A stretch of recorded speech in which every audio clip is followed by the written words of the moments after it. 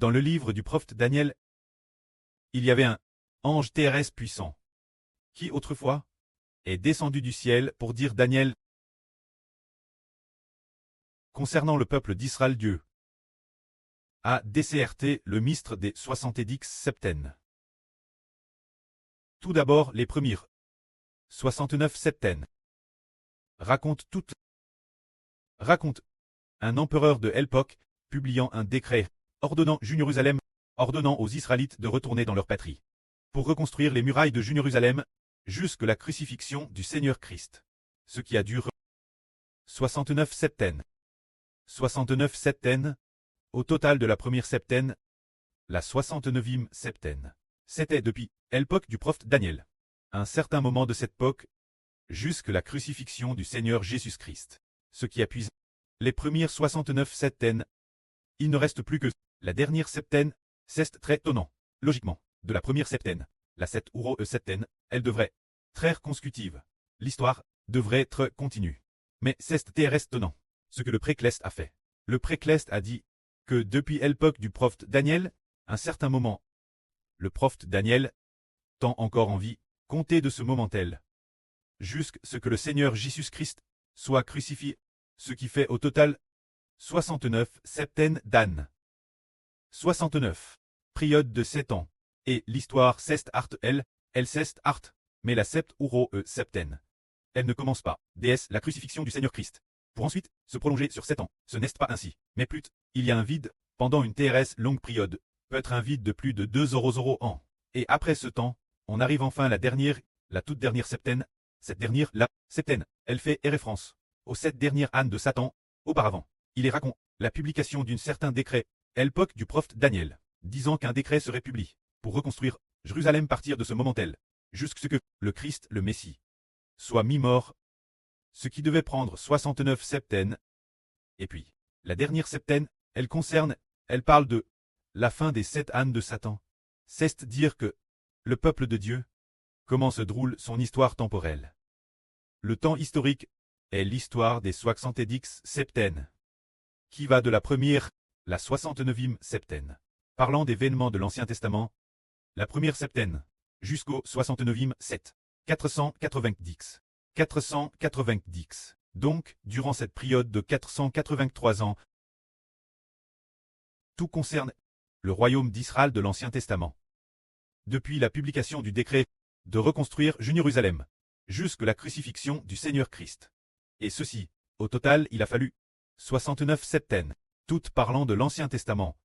Alors, plus tard, vers la fin du monde de Satan, les 7 dernières ânes parlent de l'Israël du Nouveau Testament. Alors, l'Israël du Nouveau Testament, elle se lèvera lors des 7 dernières ânes.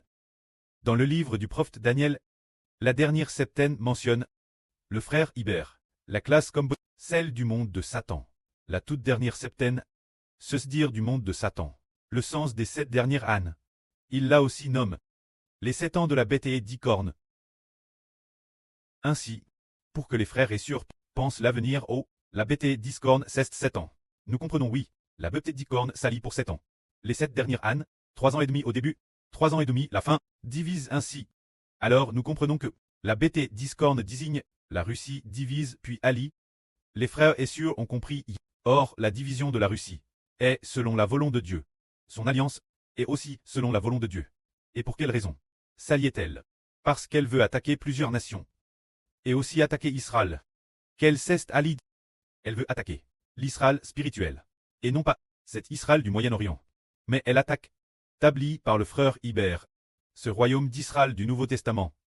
Ainsi, il y eut la bête 10 cornes. Ce moment-tel, or nous voyons, dans l'Apocalypse, qu'il y a une bête et 7 têtes et 10 cornes. Alors les 7 premières têtes ont-elles attaqué le roi des rois, le seigneur des seigneurs? Aucune d'elles n'est pas. Seule la dernière bête 10 cornes combat le roi des rois. Et le seigneur des seigneurs, pourquoi cela? Les précédentes, les 7 têtes précédentes, de la BPT 7 têtes et 10 cornes. Les 7 royaumes n'ont-ils pas attaqué le roi des rois et le seigneur des seigneurs? Parce que cette poquelle, du roi des rois, du seigneur des seigneurs, Iber n'était pas encore apparu. Arrive la fin de ce monde. L'ennemi d'Iber, c'est la bête 10 cornes. La bête 10 cornes est l'ennemi du roi des rois. Le frère Iber de l'agneau. C'est aussi du roi des rois, de l'agneau du seigneur des seigneurs, l'ennemi du frère Ibère. La bête discorne est de cette période. Dans notre époque, notre ennemi est directement la bête discorne. Bien SR, il y a aussi la bête de corne.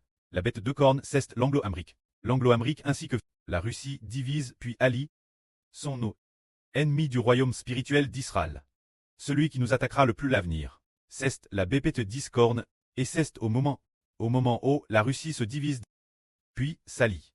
Lorsqu'ils se sont alliés, les rois régnant ensemble, au bout de 3 ans et demi, le précleste Jova a reçu le royaume dans les cieux. Ce moment-tel, quand la septième trompette a retenti, justement, arrive ce milieu des 7 dernières années, 3 ans et demi.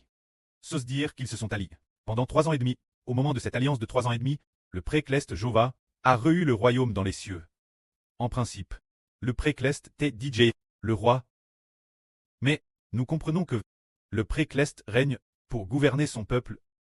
Mais son peuple doit attendre le temps de la grande tribulation. Se dire, d'attendre la mois des 7 dernières années. Des 7 dernières années, juste au milieu, les 3 ans des 7 dernières années. Les 7 dernières années, quand 3 ans et demi sont passés, Dieu Jova ordonna l'archange Michel de combattre le diable Satan. Alors, le diable Satan perdit son autorité cleste. Et ainsi, l'autorité de gouverner le monde en revint Jova, notre Dieu, comme le dit la Bible, quand l'archange Michel triompha du diable, et que l'ange sonna de la septième trompette. Des voix se lèvent dans le ciel disant: Notre Dieu Jova, le royaume du monde, est maintenant devenu le royaume de notre Dieu Jova, et de son Christ qu'il a oint. Notre Dieu Jova régnera au cycle des cycles. C'est ainsi que Jova Dieu, dans les cieux, prit le pouvoir de gouverner le monde. Mais avant cela, qui gouvernait le monde? Celui qui gouvernait le monde, c'était le diable, bien que Dieu ait créé toutes choses, mais le gouvernement sur toute l'humanité, depuis qu'Adam fut trompé par le diable Satan, mangea du fruit de l'arbre de la connaissance du bien et du mal, s'opposa à Dieu, et s'opposa l'Esprit Saint de Dieu, commence, depuis ce moment-tel, jusque la mois des 7 dernières années 3 ans et demi. C'est le diable qui régnait. Puis, la fin, au milieu des 3 ans et demi des 7 ans, commence le règne de Jova Dieu. Jova Dieu commence régner, et il régnera au cycle des cycles, la fin du règne du diable. Les dernières des 7 années, les 3 ans et demi, ces 3 ans et demi, c'est précisément quand Jova Dieu reçoit officiellement l'autorité. Ainsi, il donne l'autorité. Il règne avec notre prêtre le Seigneur Jésus, ensemble, et ainsi, il donne l'autorité, accordée. L'enfant de l'Apocalypse, c'est alors venu, et partir de ce moment, pour toujours et jamais. Le précleste régnera. Cependant, bien que le précleste ait reçu l'autorité dans les cieux, le diable continue sur la terre, ravager l'humanité pendant 3 ans et demi. Il continue. Le diable n'a plus d'autorité dans les cieux. La grande Babylone, dans les cieux, n'a plus son autorité, et les anges Tchous n'ont plus d'autorité dans les cieux non plus. Mais le diable Satan et les anges Tchous sur la terre vont persécuter le peuple de Dieu pendant une période de 3 ans et demi. Durant ces 3 ans et demi, il agit ainsi. Il utilise son esprit, le diable, mais l'esprit pécheur du diable, dans celui qu'on appelle le grand malfaiteur.